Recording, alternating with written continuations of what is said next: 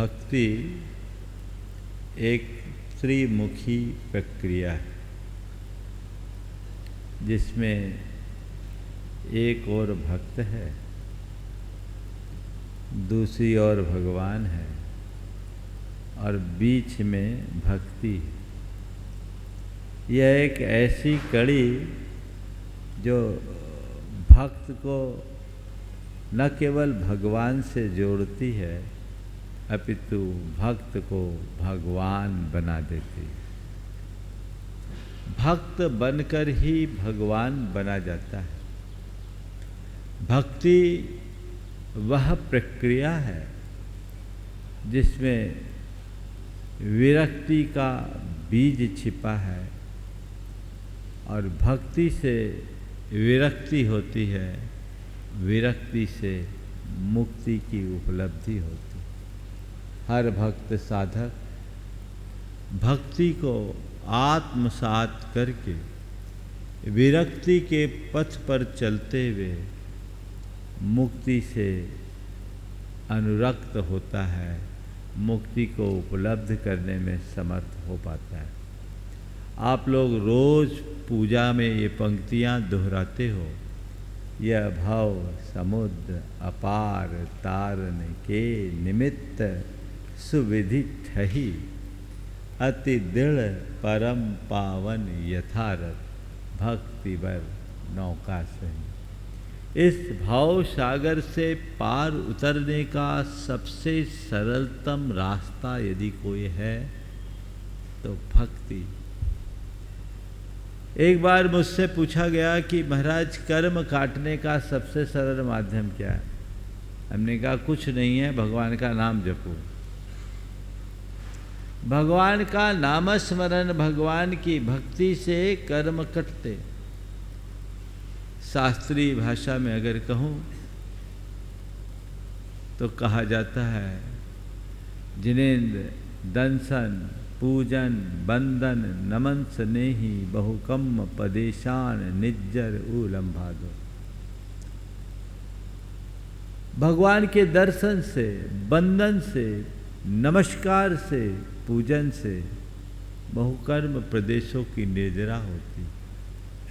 वे कर्म भी नष्ट हो जाते हैं जिन्हें साधारण तौर पर विनष्ट करना बहुत कठिन होता है। निधत्य और निकाचित कर्म कलाप भी प्रभु भक्ति के प्रसाद से नष्ट हो जाते हैं। मैं आपसे कहता हूँ, आप त्याग तप में असमर्थ हो, कोई चिंता की बात नहीं। व्रत उपवास नहीं कर सकते, कोई फिक्र नहीं। दान पुण्य नहीं कर सकते, कोई परवाह नहीं। भगवान का नाम लेना शुरू कर दो, बेड़ा पार हो जाएगा। भगवान का नाम लेना, लेकिन ऐसा लगता है कि लोगों के लिए और बातें तो फिर भी सरल दिखती है, नाम लेना ही कठिन होने लगता है। क्योंकि हमारे संस्कार ही कुछ ऐसे हैं। संत कहते हैं, यदि तुम सच्चे अर्थों में मुक्ति के अनुरागी हो तो भगवान का नाम लेना शुरू करो, भक्ति में डूबने की कोशिश करो। बिना भक्ति के मुक्ति नहीं होती।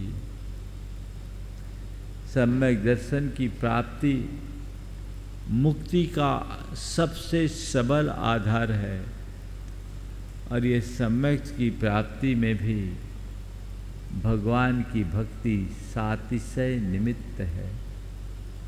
आचार्य कुंद कहते, अर्हंते सुभक्ति सम्मतम। अरहंत भगवान के प्रति उमड़ने वाली शुभ भक्ति सम्यक्त है, उसके बिना मुक्ति नहीं। इसलिए भक्ति का भाव अपने हृदय में उमड़ना चाहिए। 16 कारण भावनाओं में 4 भक्तियां हैं। अरहत भक्ति, आचार्य भक्ति, बहुश्रुत भक्ति और प्रवचन भक्ति। कल हमने अरहत भक्ति की बात की, आज आचार्य, बहुश्रुत और प्रवचन भक्ति की बातें आज से होगी। मैं सोच रहा था कि ये 4 भक्तियाँ हैं, इनमें सिद्ध को क्यों छोड़ दिया। अरहत भक्ति में अरहत भक्ति, आचार्य और बहुश्रुत भक्ति में आचार्य, उपाध्याय और साधु की भक्ति समाहित हो जाती है। प्रवचन भक्ति में शास्त्र भक्ति आ जाती है। सिद्ध की भक्ति क्यों छोड़ दी? इसलिए छोड़ दी कि सिद्धि तो हमारा लक्ष्य है, इनकी भक्ति करोगे तो सिद्ध बन जाओगे। सिद्धि को अपना ध्येय बनाकर अरहत, आचार्य, बहुश्रुत, उपाध्याय और साधु की भक्ति करो, प्रवचन की भक्ति करो, तुम्हारा कल्याण होगा। तो बात भक्ति की है जो अंदर से होना चाहिए। हृदय में जब तक श्रद्धा का भाव प्रगाढ़ नहीं होता तब तक भक्ति की धारा प्रकट नहीं होती। श्रद्धा का भाव जगे, उसमें प्रगाढ़ता है। जो जो श्रद्धा में प्रगाढ़ता आती है त्यों तो भक्ति की धार बढ़ते जाती है। अपने अंतस में उतर करके देखो, मैं अपने आप को एक भक्त के रूप में प्रस्तुत तो करता हूँ, पर मेरे हृदय में भक्ति प्रकट हुई या नहीं। भक्त कहलाना सरल है, पर भक्तिमान बनना बहुत कठिन है। अच्छे अच्छे भक्तों में भी जो भक्ति होनी चाहिए वो जग नहीं पाती, क्योंकि दुनियादारी का आकर्षण उन्हें भक्त से विभक्त बना देता है। अपना ध्येय यदि कल्याण का हो तो प्रभु चरणों में न केवल श्रद्धा होगी, अपितु भक्ति के कारण ऐसा समर्पण का भाव होगा कि बाकी सब चीज़ें छूट जाएगी। सारे जगत का आकर्षण छूटने लगता है। जो जो भगवान का आकर्षण बढ़ जाता है, तो वो भक्ति अपने हृदय में वृद्धिंगत होती रहे। ये सत प्रयत्न और ऐसा भाव अपने मन में जगाना चाहिए।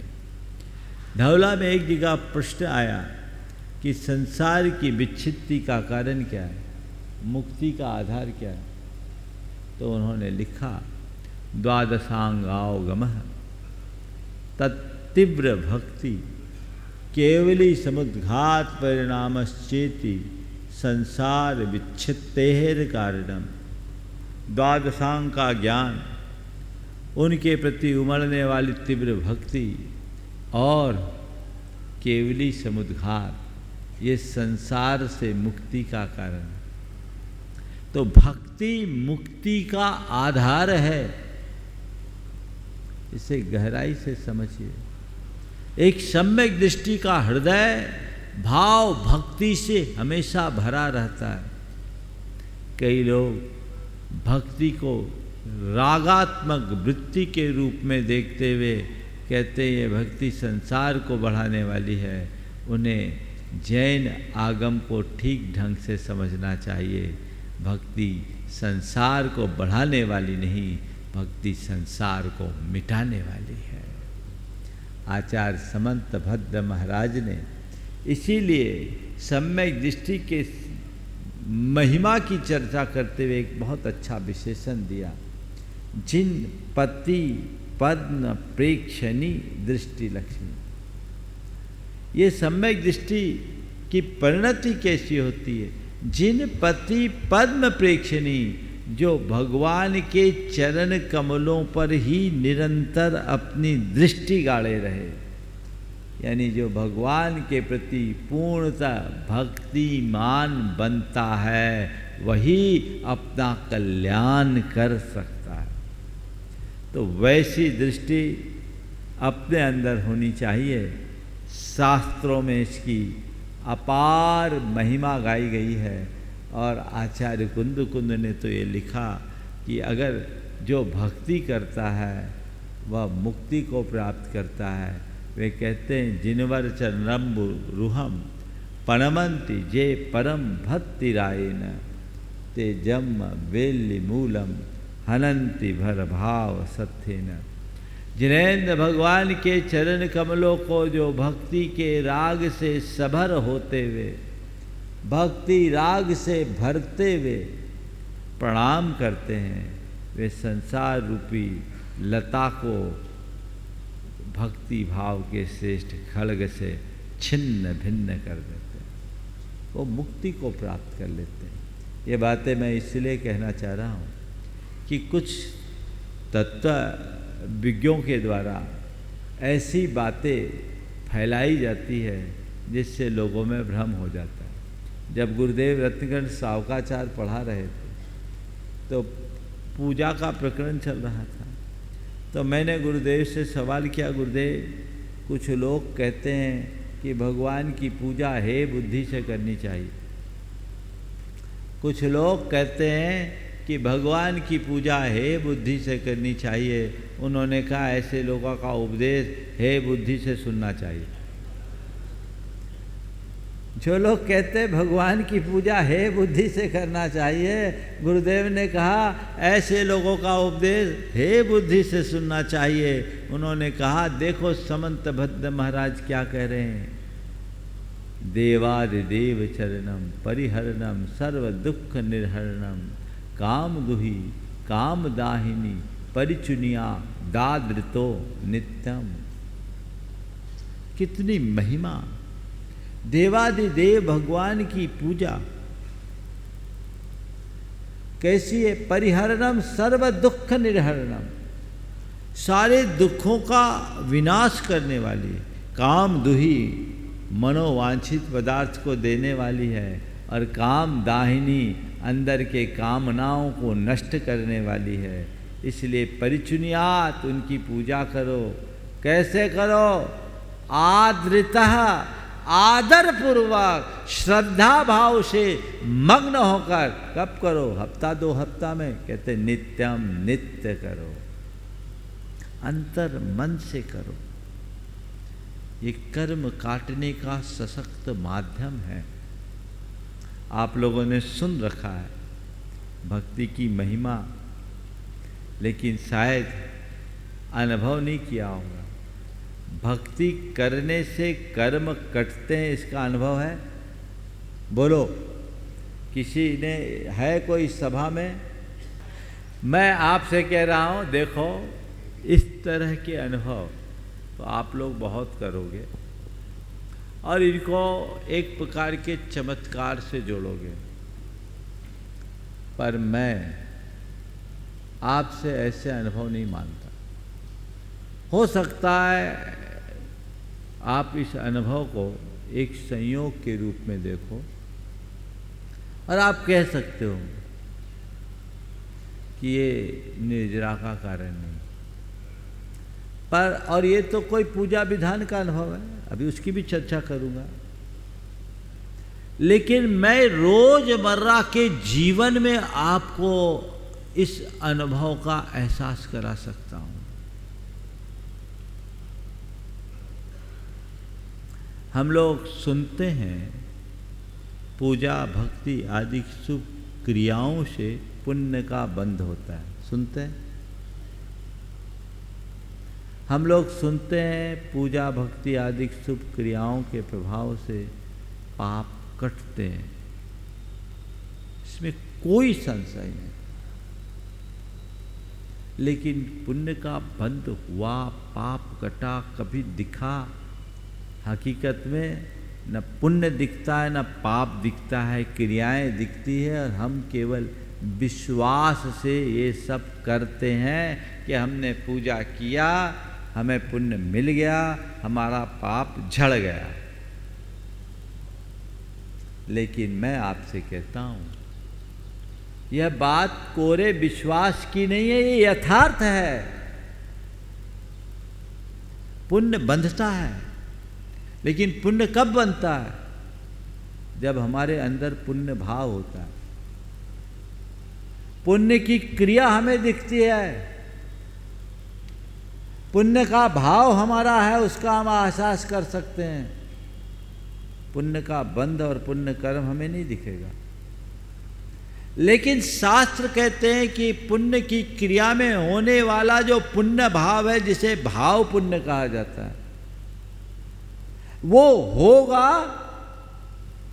तो पुण्य बंधेगा, और भाव पुण्य होगा तभी पुण्य बंधेगा।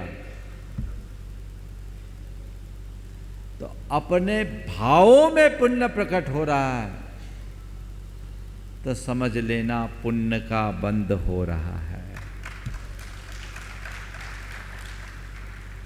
भावों में पुण्य, भाव में पुण्य यानी भावों में निर्मलता, भावों में विशुद्धि। अपने हृदय में अहो भाव की जितनी अधिक वृद्धि होगी उतना अधिक पुण्य का बंध होगा। पूजा भक्ति करते समय हृदय की जो प्रसन्नता है, अंदर का जो उत्साह है, वो बढ़ना चाहिए। यही पुण्य है, समझ गए? और पाप झड़ना, मन की मलिनता कम होनी चाहिए। अहम भाव का विलय और अहो भाव की वृद्धि। अहो भाव की वृद्धि पुण्य का प्रमाण है और अहम भाव का विलय पाप झड़ने का प्रमाण। अंदर की मलिनता खत्म हो जाए। आप लोग गंदे कपड़े को साफ करने के लिए धोते हो, उसमें साबुन लगाते हो, कपड़ा साफ हो रहा है इसका एहसास कैसे होता है? मैल छूट रहा है, यानी कपड़ा साफ हो रहा है। आप धोते समय देखते हैं ना कि मैल निकल रहा है। पूजा करते समय अपने अंदर की मलिनता छूट रही है, इसका एहसास कर लो, समझ लेना पाप झड़ गया। और यही असली पुण्य है और यही असल निर्जरा। बाकी चीजें तो जुड़ते जाती है। दो तीन बातें मैं आज के संदर्भ में कहूंगा। पूजा भक्ति का प्रत्यक्ष फल क्या होता है? तात्कालिक प्रसन्नता, आनंद, अहम भाव का विलय, सोच में सकारात्मकता की वृद्धि, ये सब प्रत्यक्ष फल है। और पारंपरिक फल अनुकूल संयोगों की उपलब्धि, रुकावटों का विनाश, स्वास्थ्य की उपलब्धि। अगर आज मैं बोलना चाहूँ तो 20 उदाहरण आपके सामने रख सकता हूँ, पर अभी 2 उदाहरण आज आपको दूंगा। भक्ति का क्या चमत्कार होता है। बहुत पुरानी बात है, 84-85 की। संघ में एक ब्रह्मचारी आते थे, उसका नाम था ब्रह्मचारी राम कुमार। सीधा साधा ब्रह्मचारी था, पर उसके कर्म का उदय कुछ ऐसा था कि उसे कोई लाइक नहीं करता था, और उस पर उसको कुछ वाइट स्पॉट्स हो गए। वाइट स्पॉट होने के कारण अब लोगों के प्रति उसकी दृष्टि और बदल गई। एक दिन वो गुरुदेव के पास दुखी होकर के गया और जो कुछ भी कहा चला गया।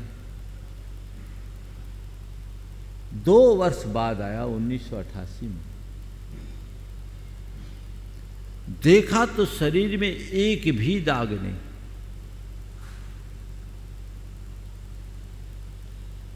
हमने पूछा, राम कुमार जी ये सब क्या हो गया?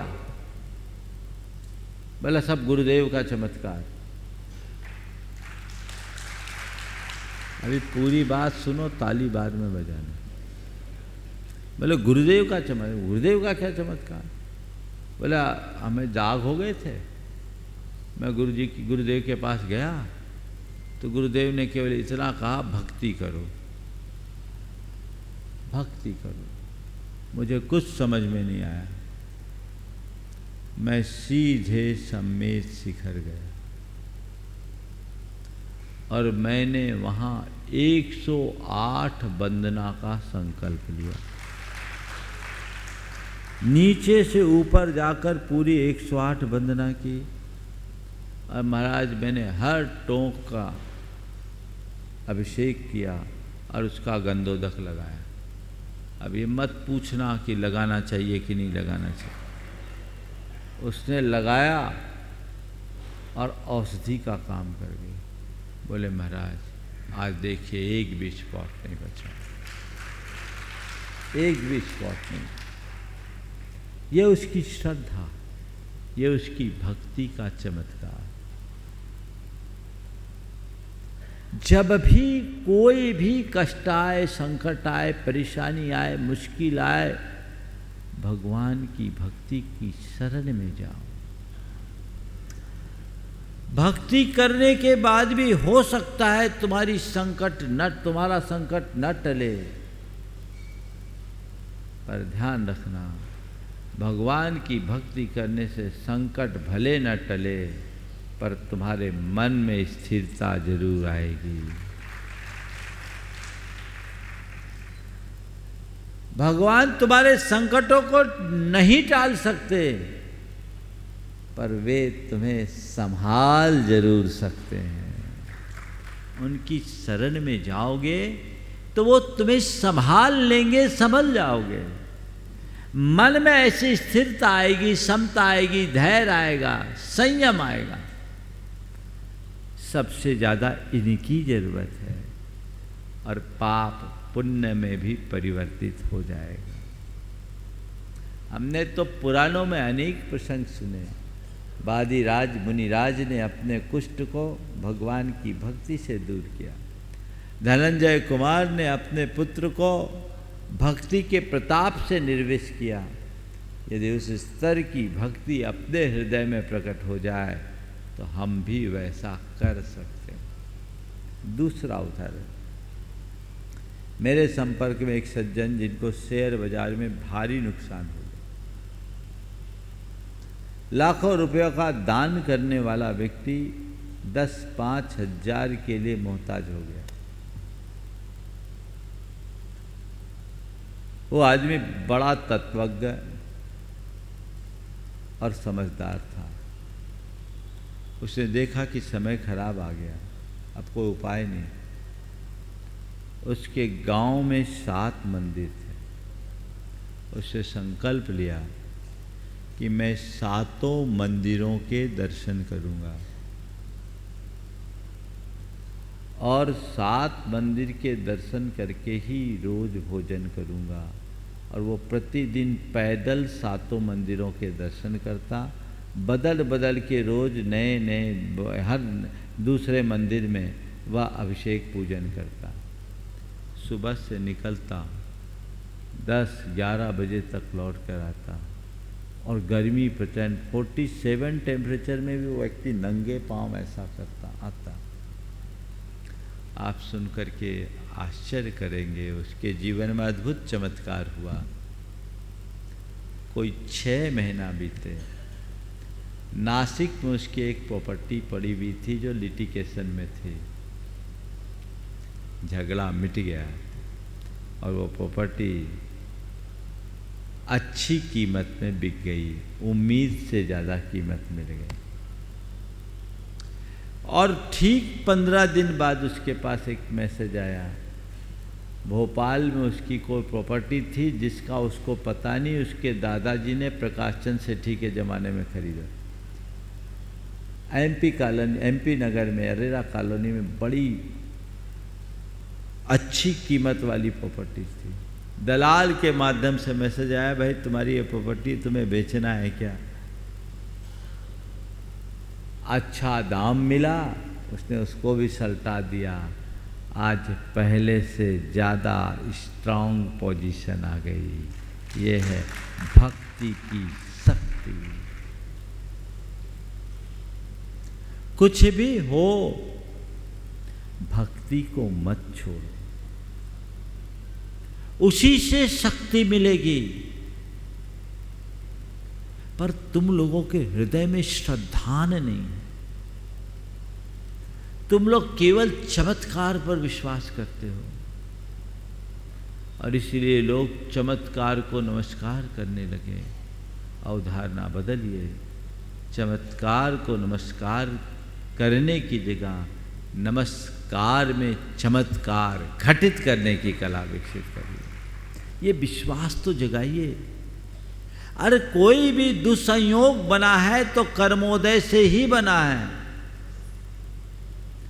और कर्मोदय को बदलना है, कर्म को काटना है, तो मेरे पास यही रास्ता है, समता से उसे स्वीकार करे और भक्ति के बल पर उस कर्म को छीन करे, जीवन बदलेगा।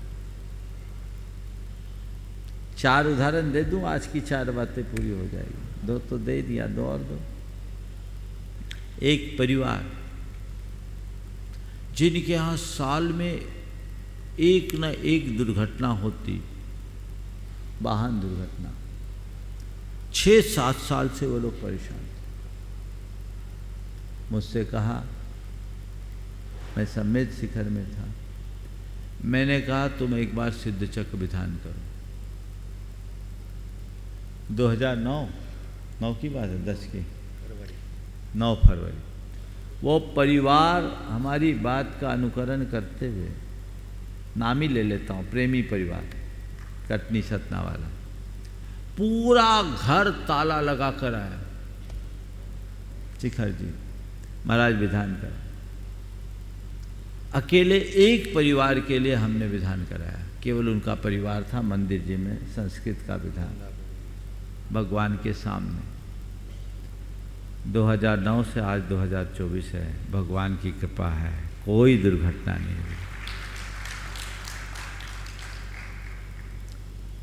महात्मा को समझिए, जीवन तब बदलता है। चौथा और उदाहरण देता हूं, भक्ति से कैसा रूपांतरण होता है। एक युवक जो मुझसे जुड़ा, जुड़ने के बाद उसने अपना एक अनुभव सुनाया। बोला, महाराज आपके प्रवचनों से मुझे प्रेरणा मिली और मैंने रोज भगवान की पूजा करना शुरू किया। महाराज जब से मैं पूजा से जुड़ा, मेरे अंदर ऐसी सकारात्मकता आ गई कि कोई विश्वास ही न करे। उसने अपने जीवन का एक अनुभव सुनाया। उसके कपड़े की दुकान, शर्टिंग शूटिंग का काम, बड़ा प्रतिष्ठान। एक महिला जो उसके यहाँ से शर्ट का कपड़ा लेकर के गई थी और 4-5 दिन बाद शर्ट सिलाकर वापस करने आई। बोलो, आपके यहाँ से कोई कपड़ा लेकर जाए और कपड़े की जगह शर्ट वापस करने आए तो क्या करोगे? हाँ, डांट के भगा दोगे? उसने जो बात कही, वो जब शर्ट वापस करने आई तो उसने कहा, महाराज उसको देखते ही मेरे मन में आया कि चलो कोई बात नहीं, 300 रुपये का कपड़ा है, परेशान होने की ज़रूरत नहीं, इसे रख लिया जाए। और बोला मैंने रख लिया, उनको दूसरा कपड़ा दे दिया, वो खुश होके चले गए। भैया को बहुत बुरा लगा और भैया ने कहा कि ये क्या गांधीगिरी अपना रहे हो, शर्ट का कपड़ा बेच के शर्ट वापस लोगे तो बंटाधार हो जाएगा। उसने जो बात कही ये ध्यान देने लायक। उसने कहा, महाराज मैंने भैया से कहा, भैया आपका कहना अपनी जगह ठीक है, लेकिन मैं इस औरत को अच्छे से पहचानता हूँ, ये अपनी नियमित कस्टमर है, हर महीने 10 से 15 हज़ार का कपड़ा खरीदती है और 10-15 हज़ार का कपड़ा खरीदने में कम से कम 4 से 5 हज़ार की कमाई हमको मिलती। हमने सोचा इस कस्टमर को 300 रुपये के लिए नाराज़ करना ठीक नहीं, हमने उनसे कपड़ा लेकर के शर्ट लेके दूसरा कपड़ा दे दिया, और शर्ट हमने अपने एक स्टाफ को दे दिया, वो भी ऑब्लाइज हो गया, हमारा ग्राहक भी ऑब्लाइज हो गया और हमारा स्टाफ भी ऑब्लाइज हो गया। अब महाराज उसके बाद वो महिला तो हमारी पूरी दीवानी हो गई, प्रायः हर तीसरे दिन एक नए ग्राहक को लेकर के आती है। ये है सकारात्मकता। लेकिन उसने जो बात कही जिसके लिए मैं ये बोलना चाह रहा हूँ, उसने कहा महाराज ये सब बातें मेरे व्यवहार में भगवान की पूजा करने के बाद शुरू हुई। मेरे अंदर ऐसी सकारात्मकता नहीं थी और अब मैं हर क्षेत्र में सकारात्मक हो गया हूँ। मेरा व्यवहार पूरी तरह से परिवर्तित हो गया है। ये है भक्ति का प्रत्यक्ष फल। आप भी अपने अंदर घटित कर सकते हो कि नहीं? कब? जब अंदर भक्ति भाव जगेगा तब। घटित कीजिए, जीवन को आगे बढ़ाने की कोशिश कीजिए। आज बात आचार्य भक्ति, बहुश्रुत भक्ति और प्रवचन भक्ति की है। बात तो अभी भक्ति की ही भूमिका में निकल गई। मैं कल आचार और बहुश्रुत की भक्ति आप सबके बीच करूँगा और फिर प्रवचन भक्ति की बात आएगी, क्योंकि पर्यूषण के पूर्व मुझे इन्हें पूर्ण करना है। दिन बराबर है और हमारा काम भी बराबर होगा। आज तो केवल आप सबसे मैं इतना कहना चाहता हूँ, अपनी भाव भूमिका को तैयार कीजिए। नरभाव पाकर प्रभु की शरण में आकर प्रभु की कृपा से वंचित हो जाएं तो इससे बड़ा दुर्भाग्य और कोई नहीं होगा। तो हम आए हैं, देव गुरु धर्म की शरण को स्वीकारो और अपने जीवन को अंदर से रूपांतरित करने का सत प्रयत्न करो, जिससे हमारा बेड़ा पार हो सके, हम अपने जीवन को आगे बढ़ा सके। पुण्य का संचय और पाप का क्षय, यही हमारे जीवन के उत्कर्ष का आधार है। ये माध्यम हैं, इन माध्यमों को अपनाते हुए आगे चलने की कोशिश करें। जब भी कोई ऐसा मौका आए कभी मत चूकिए, भाव सभर होकर उनका लाभ लेने की कोशिश कीजिए और एक ही भावना भाइये कि हमें जिने भक्तिर दिने दिने सदा मेस्तु भवे भवे। मेरी जिनेंद्र भगवान के प्रति भक्ति हो, भगवान के प्रति भक्ति हो, भगवान के प्रति भक्ति हो।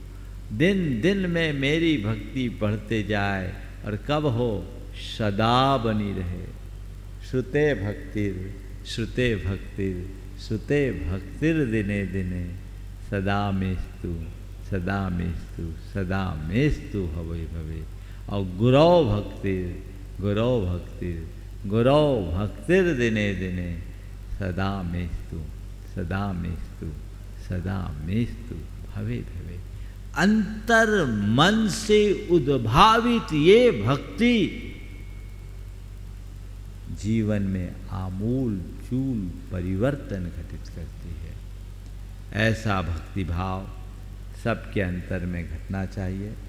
10 लक्षण आ रहा है और इसमें भक्ति का एक सो अवसर आप सबको मिल गया। जितनी व्यवस्थाएं यहाँ थी उतने लोग आ गए। अब भी कुछ लोग चाह रहे हैं। मैंने यही कहा, स्थानीय लोगों को अवसर अगर मिले तो दे दीजिए। यहाँ तो फिर भी गुंजाइश है, क्योंकि पंडाल का काफ़ी एक्सटेंशन हो गया है और मुझे बताया गया कि ऐसा हो सकता है। हमने कहा चलो बेहतर है ज़्यादा लोग पूजा में बैठ जाएं तो वही प्रवचन सुन लेंगे, बाकी घर में बैठ के सुन लेंगे। लेकिन आप लोग जितना भी लाभ ले सके ले, कोशिश करें 10 दिन हम गुरु शरण में रह कर के बिताएं। 10 लक्षण को इस तरह जिए कि वह हमारे जीवन के लक्षण को बदल दे। दूसरी बात, सिद्ध चक्र महामंडल विधान की। विजयनगर इलाके में ये विधान हो रहा है। और कल वो लोग आए, कहाँ है धर्मेंद्र, बोले महाराज आप तो आशीर्वाद दो, हम सारे मंडल दे देंगे। हमने बोला सारे मंडल तुम्हें नहीं देंगे भैया, पूरा इंदौर के लिए विधान, अकेले तुम्हारे लिए नहीं। वो बोले 54 दे दो। हम बोले 54 नहीं, तुम्हें तो हम अभी 24 की बात करेंगे, ज़्यादा की बात नहीं करेंगे। लेकिन उनका भाव है। मैं आप लोगों से कहना चाहता हूँ, चूकिए मत। जैसे अभी बताए गए लगभग 85% तो काम हो गया, वो भी हमारे कारण रिजर्व है। जल्दी 1-2 दिन में जिनके भी मन बन रहे हैं अपना मंडल आरक्षित कर लो। कल अशोक जी वगैरह कह रहे थे महाराज 108 इनको दे दो, फिर 108 मंडल दूसरों के लिए कर लेंगे। हमने कहा भैया तुम मंडल कर लोगे, पर हमारे पास समय उतना नहीं है कि तुम चाहे जैसी व्यवस्था कर लो। ये घर की खेती नहीं है, समझ गए। तो इस समय में जितने का भाग्य होगा उनको ही लाभ मिलेगा। इसलिए मंडलों को आरक्षित कर लीजिए और इस भ्रम में मत रहना कि हम मंडल आरक्षित कर लेंगे तो हमारा विधान हो ही जाएगा। हमारा पिछला अनुभव है, कई लोग मंडल रख लेते हैं, सुरक्षित कर लेते हैं, पर अंत में कोई ऐसी समस्या आ जाती कि उन्हें वंचित रहना पड़ता।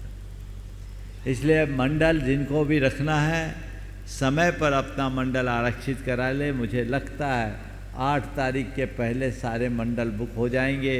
इसलिए कहीं ऐसा ना हो कि आपको वंचित रहना पड़े, अवसर का लाभ उठाए और उसके बाद फिर जो बचेंगे उनको वेटिंग के रूप में रखने की बात की जाएगी।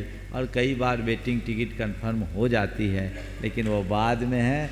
लेकिन जब तक आप तो वेटिंग की प्रतीक्षा क्यों करो, सीधे आने का प्रयास करो ताकि इस अवसर का सही लाभ हो सके।